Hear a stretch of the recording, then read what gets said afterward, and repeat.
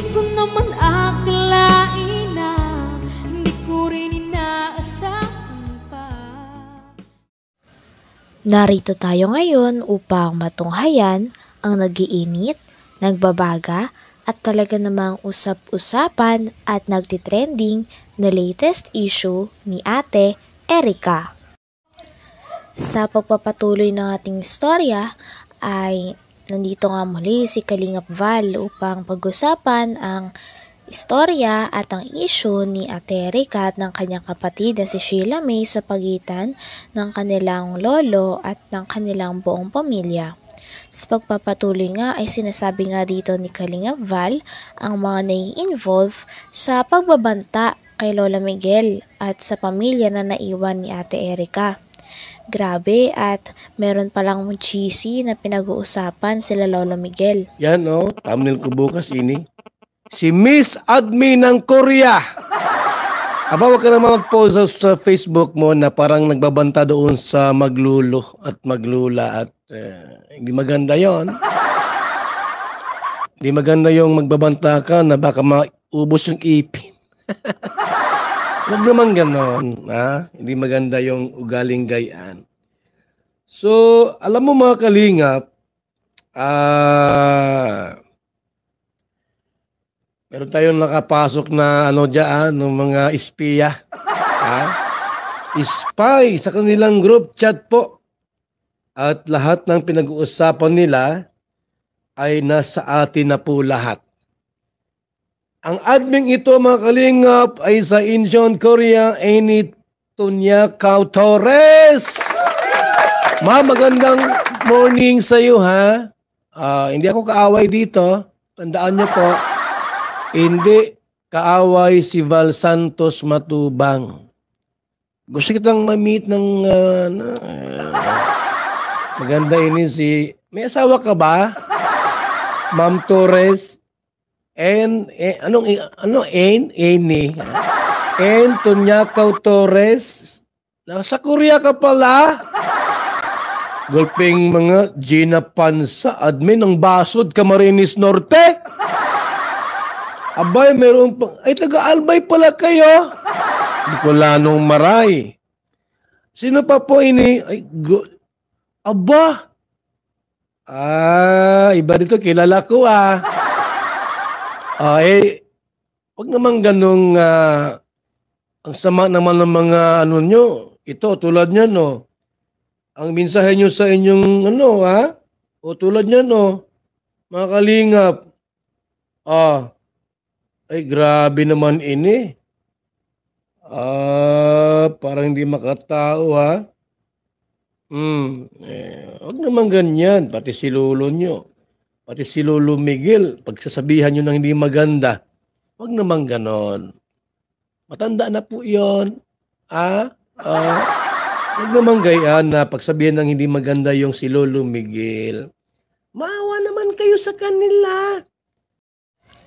Binasa nga ni Kalingap Val dito ang post ng isang kakampi nila Ate Erica na talaga namang nagpapakita ng pamamahiya at pagsasabi ng mga masasamang salita at meron din na pagbabanta kay Lolo Miguel at sa buong pamilya nila Ate Erica na nagsasalita against sa kanila dahil sa mga ginagawa ng dalawa.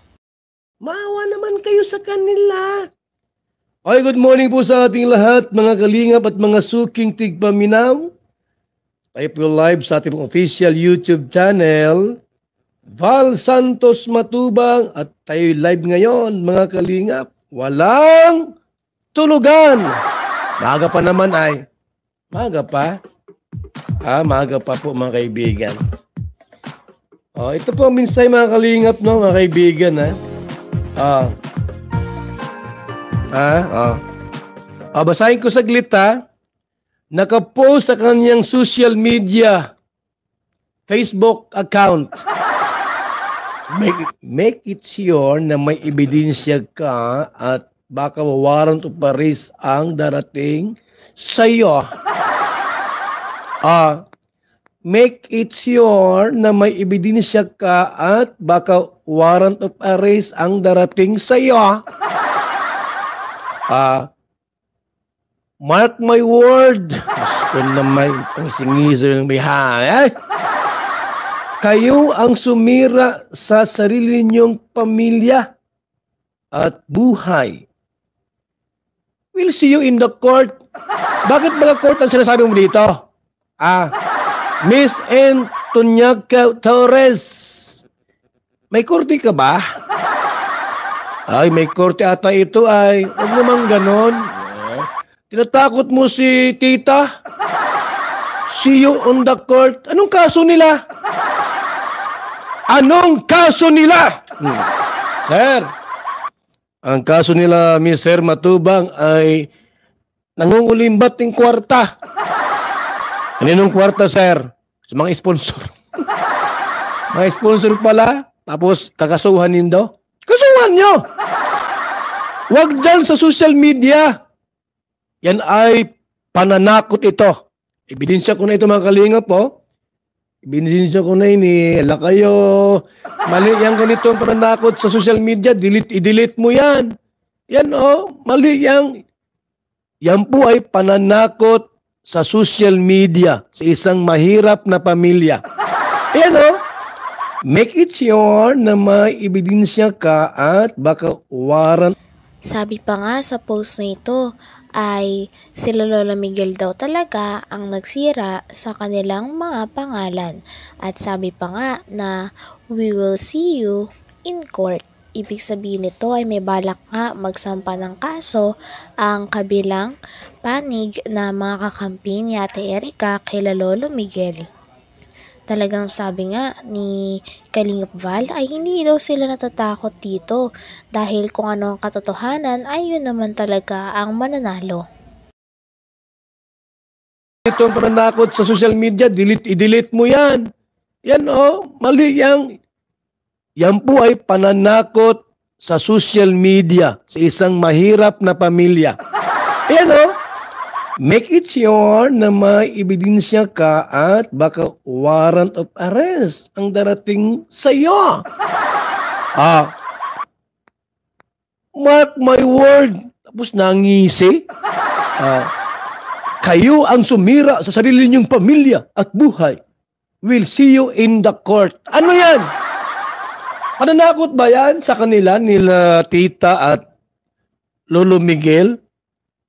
May korte ka na ngayon? Tita N. Torres.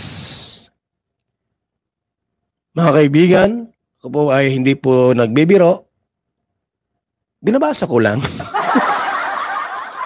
God bless and see you in the court! Abay, talo mo pa si Marilyn TV. May court ka na nalaman. Sige po, itry ko itong dalhin sa kasama ko si Lolo Miguel at si Tita. Yung mga nasa Facebook mo, na pananakot, try namin po cybercrime. Try namin bukas sa cybercrime. Ito po yung mga ganitong pananakot. Mali ito mga kaibigan. Sa totoo lang, ito po ay pananakot sa isang pobre. Yung ganito, see you in the court. Ay ano na tayo? N ba ini? Antonia Torres. Ikaw ba'y masariling korte? Suprema sa Pilipinas? But every time you see you in the court, God bless and see you in the court. Aba naman. Ituloy mo. Panindigan mo lahat ng sinabi mo, ha? Gather some evidence, yung totoo. Kasi pag hindi kayo ang kawawa, kayo nag-umpisa. Hindi ako. Tapang talaga mga kaibigan ni Antonia Torres. Hindi ako. Totoo naman. Hindi ako. Tuloy natin, di mo nga mabanggit pangalan ko, sobra mo paki...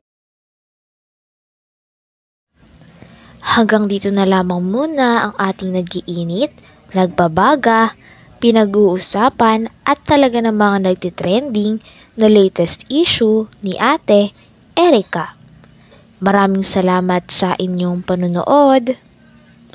Hanggang sa muli. Bye!